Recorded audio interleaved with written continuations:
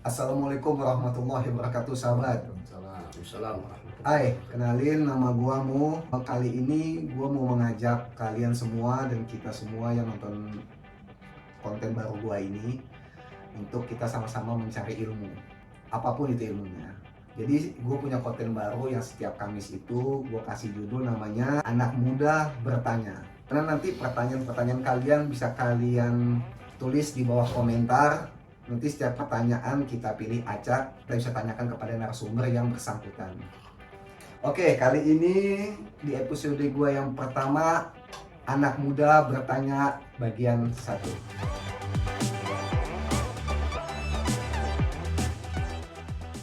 Nah, di sini saya bersama dua narasumber yang bernama pertama, ini saya bisa manggil Kak Aji, Bang Aji. Ya bebas sih. Nama Bebas. saya sendiri ya Fadli Albram. Ya. Oke, kita panggil aja Kak Aji kali, boleh ya? Oke. Biar lebih mudah Salam. gitu guys. Dan satu lagi, Emang sudah tua apa? satu lagi bersama Bapak Budi. Ya, Coba Bapak kenalkan siapa? kenalkan saya Budi Subrapto. Saya muridnya dari Bang Aji. Wih bisa aja berat. Berat murid. Jadi gini nih kan, setiap Kamis ini saya punya konten baru namanya Anak Muda Bertanya. Kebetulan pertanyaan-pertanyaan yang udah ada ini seperti kayak pertanyaan agama, kebetulan juga banyak yang ditanyakan. Karena saya juga orang awam, nggak ngerti agama, jadi mau nggak mau saya hadirkan narasumber. Zikir apa sih yang paling dasar kali?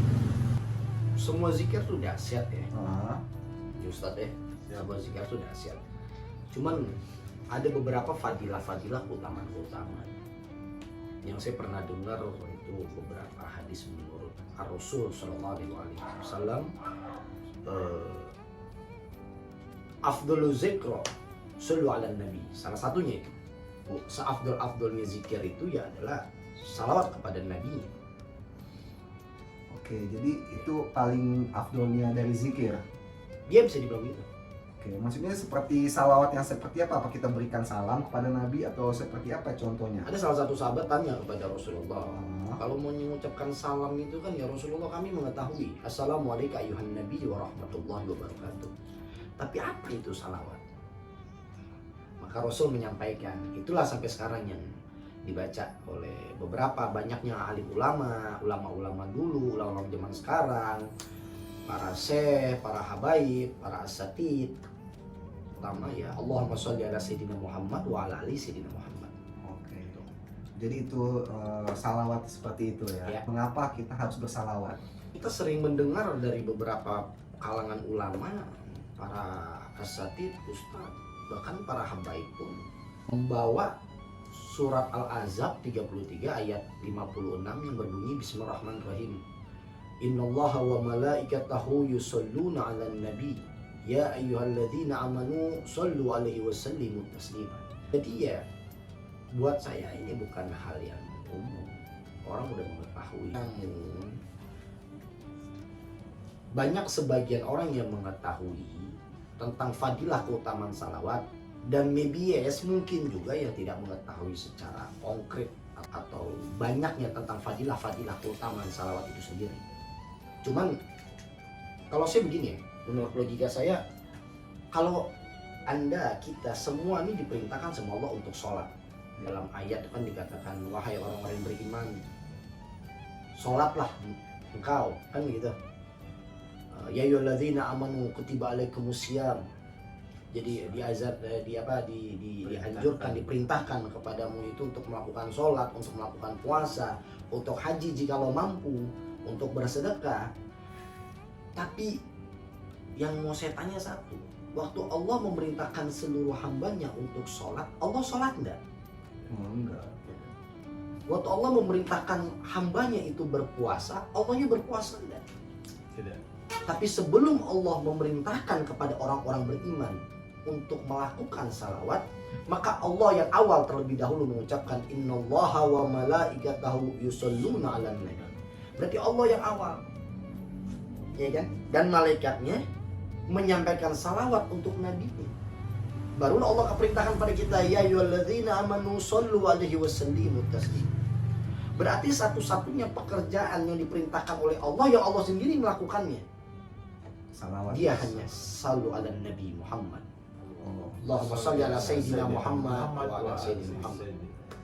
Ya seperti lo kira-kira. Selanjutnya Coba. apa dampak dari salawat itu buat kehidupan kita, Sebenarnya banyak ya. dalam kehidupan kita? Sangat terlalu banyak yang saya pelajari.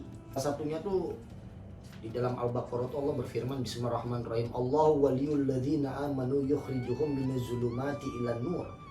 Allah itu adalah penolong bagi orang-orang beriman dan mengeluarkan mereka minaz zulumati ilan nur, dari kegelapan menuju cahaya. Kegelapan sini kegelapan apa? Kegelapan berpikir, kegelapan hati, iya kan? Kegelapan dalam melihat ilmu, kegelapan batin. Segala sesuatu kan ada lahir batin. Lahir batin ini gelap. Jadi segala sesuatu yang sifatnya negatif itu bisa dikategorikan zulumat. Karena salawat tadi itulah Allah waliyul ladzina amanu, ya kan? Minaz zulumati ilan nur. Menarik orang-orang beriman dari kegelapan menuju cahaya terang benderang. Jadi ada nggak orang beriman di dalam kegelapan? Banyak, ada. Makanya salawat inilah yang mengeluarkan orang-orang beriman dari kegelapan menuju Cahaya. Makanya setiap manusia kan tingkatan berbeda-beda. Beriman juga tingkatan berbeda-beda. Kalau secara absolutely, ya kan, bisa dikatakan manusia paripurna, dialah junjungan baginda Muhammad Sallallahu Alaihi Wasallam. Begitu. Nah sehingga salawat ini adalah media manusia, ya kan, medianya manusia, ya kan, untuk bisa dikatakan tuh dapat menyelamatkan dan dapat mengangkat derajat, dan salawat itu menyucikan amal-amal manusia. Bahkan satu riwayat saya pernah mendengar bahwa Rasulullah Sallallahu Alaihi Wasallam mengatakan bahwasanya salawat itu menghapus dosa itu lebih cepat daripada api disiram oleh air. Salawat itu ya. Itu salawat. Ya tidak ada satupun amalan. Mana amalan apa yang Allah perintahkan kita tapi Allah sendiri mengerjakannya, melakukannya? Salawat. Kenapa? Di situ maha dahsyatnya Allah memberikan sesuatu solusi kepada manusia-manusia sangat simpel, sangat sederhana, tapi efeknya agung dan dahsyat. Itu salah satu zikir. Kalau ditanya kenapa sih kita mengucapkan salam salawat kepada Nabi? Iya, Iya. kan Nabi udah meninggal, misalnya ada yang bilang begitu. Atau kenapa sih kita harus mengirimkan Al-Fatihah kepada Nabi? Kok Nabi butuh Al-Fatihah? Kayak kita nih kebanyakan amalan aja. Kan ada tuh beberapa orang yang bicara begitu, beberapa oknum, iya kan? Sekarang harus dipahami sekali lagi. Kenapa kalau engkau melakukan sholat mengucapkan salam kepada baginda Rasul? Kenapa tuh Kak? Berarti kan betapa pentingnya kedudukan Rasul. Jadi Rasulullah Shallallahu Alaihi Wasallam ini, ya kan, Allah ciptakan bukan hanya untuk mengangkat akal-akal yang terpendam, bukan hanya datang membawa wahyu, tapi banyak visi misi ketuhanan yang dibawa oleh junjungan Shallallahu Alaihi Wasallam. Sehingga kita harus mempelajari sesosok manusia agung mulia ini. Gitu. Itu yang saya pernah ketahui dan yang saya pernah belajar. Sehingga betapa pentingnya kedudukan Nabi besar kita Muhammad Sallallahu Alaihi Wasallam. Penjajah mengatakan cukup kalian itu membaca Al-Quran, jangan mengkaji Al-Quran, cukup baca. Nabi Muhammad itu Nabi biasa aja, nggak mulia. Seolah-olah seperti itu. Karena apa? Karena sekarang di dalam diri kita tuh tidak ada lagi kegaguman terhadap Rasulullah. Jadi wajar banyaknya umat manusia ini yang tidak cinta kepada Rasulullah. Karena apa? Karena sebab seorang itu dicintai karena ada yang mengagumkan dalam dirinya. Kekaguman di setiap hati manusia itu dicabut sama para penjajah-penjajah seperti itu. Gitu loh. Bayangkan sholat kita saja tanpa kita ucapkan salam kepada baginda Nabi Muhammad, ya, maka tidak sah sholat kita. Salawat. Padahal itu sholat hubungan terlalu penting kan. Ya kalau saya masukin contohnya nih, saya masukin Pak Budi di dalam sholat saya, batal sholat saya. Saya masukin nama bapak saya, batal. Masukin nama ibu saya, batal. Ya, tapi kalau saya tidak memasukkan nama baginda Muhammad Sallallahu Alaihi Wasallam, Hah? Batal juga. Berarti harus penting dong masukin nama Rasulullah. Sangat-sangat penting. Sangat-sangat penting. Dari sinilah ya kan manusia menyadari saking betapa pentingnya hadirnya Rasulullah di tengah-tengah manusia sebagai media penghambaan antara seluruh manusia ya menuju kepada Rabbnya. Dialah medianya sallallahu alaihi wasallam. Salawat ini berarti bukan hanya diucapkan juga, ternyata sangat penting juga ya. Dalam sholat juga ternyata harus kita bersalawat kepada Nabi kita. Oh iya dong. Sholat itu kan pengertiannya doa. Doa yang sempurna. Kenapa dibilang doa sempurna? Di situ ada bacaannya, di situ ada pergerakannya. Iya kan? Makanya dikatakan Sholat. sholat itu adalah doa yang sempurna. Seperti itu. Oke, jadi begitulah tentang salawat. Bapak Budi ada yang mau ditambahin mungkin menurut pandangan Bapak Budi apa gimana? Memang salawat itu adalah satu-satunya yang Allah perintahkan dan Allah sendiri yang melakukan. Itu memang sangat dahsyatnya di situ kita lihat, karena tidak ada di seluruh perintah-perintah mahal ini Allah sendiri melakukannya. Berarti ini kan sangat penting. Berarti ini kan ada suatu pemikiran kenapa mesti Allah melakukannya terlebih dahulu? Kenapa dalam ibadah-ibadah mahali yang lain Allah tidak melakukan? Ini kan suatu pertanyaan juga bagi kita.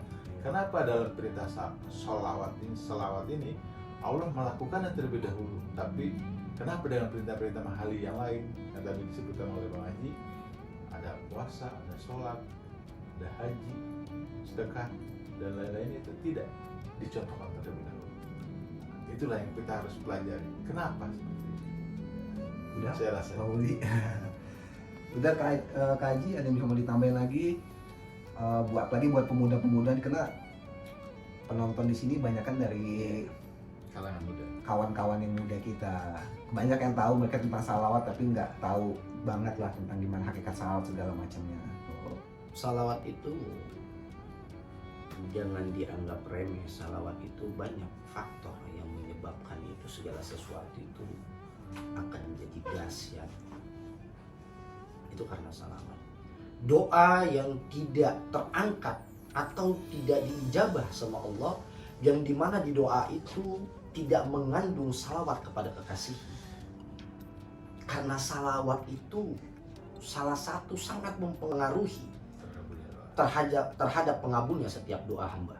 Jadi ya sangat disayangkan kalau orang bersalawat kalau orang berdoa diawali tanpa bersalawat atau diakhiri tanpa bersalawat, dia seolah-olah doanya sia-sia. Jadi saya simpulkan sendiri begini. Tidak ada satu amalan perbuatan manusia di mana di amalan itu kalau dia tidak berwasilah melalui junjungan Shallallahu Alaihi Wasallam sebagai kekasihnya Rabbul Alamin, maka niscaya Allah tidak akan pernah terima itu amal ibadah manusia. Lalu katanya apa alasannya kok saya bisa bicara begitu? Siapapun manusia di jagat raya ini, ketika dia menganut ajaran Muslim, ajaran Islam yang dibawa oleh junjungan baginda Muhammad Shallallahu Alaihi Wasallam, pasti di setiap dia sholat dia mengucapkan salawat, dan di akhir sholat pasti dia mengucapkan salam kepada junjungan baginda Nabi Muhammad Shallallahu Alaihi Wasallam. Ini sholat suf. Apalagi dengan amal-amal yang lain. Ada satu riwayat mengatakan salawat tetap salawat tuh, yang dimana salawat itu mengucapkan salam penghormatan kepada junjungan Nabi Shallallahu Alaihi Wasallam berikut keluarganya. Gitu. Ada lagi yang mengatakan cukup salawat itu ya mungkin hanya kepada Nabi saja. Itu intinya yang sebenarnya yang masalah itu kalau dia tidak salawat. Oh, yang bermasalah Iya. tidak berselawat. Ya. Jadi berarti kesimpulannya apapun kita, dimanapun kita, dalam sholat pun kita tetap harus bersalawat. Benar ya Kak Haji ya? Oke guys, teman-teman sahabat setia, sampai sini aja obrolan kita sama narasumber tentang salawat. Semoga bermanfaat buat kita semua, terutama saya pribadi.